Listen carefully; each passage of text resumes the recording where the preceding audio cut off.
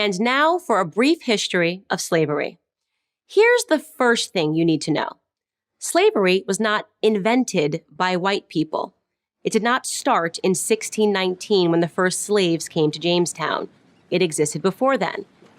It did not start in 1492 when Columbus discovered the New World. In fact, when the intrepid explorer landed in the Bahamas, the native Taino tribe hoped that he would help them defeat their aggressive neighbors, the Caribs.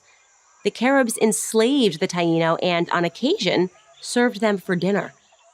Slavery existed in Africa, Asia, and the Middle East. The word slave actually comes from the Slavs of Eastern Europe. Millions of them, all white by the way, were captured and enslaved by Muslims in the 9th century and later by the Ottoman Turks.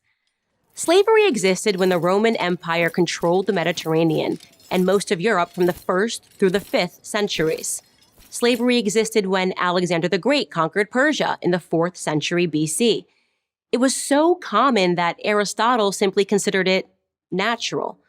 The slave-master model was just how the world operated in the great philosopher's day. Slavery existed during the time of the ancient Egyptians 5,000 years ago. As far back as we can go in human history, we find slavery. As renowned historian John Steele Gordon notes from time immemorial, slaves were a major item of commerce. As much as a third of the population of the ancient world was enslaved. Here's the second thing you need to know. White people were the first to formally put an end to slavery. In 1833, Britain was the first country in the history of the world to pass a Slavery Abolition Act. They were quickly followed by France, who in 1848 abolished slavery in her many colonies. Then, of course, came the 13th Amendment in the United States Constitution. After centuries of human slavery, white men led the world in putting an end to the abhorrent practice.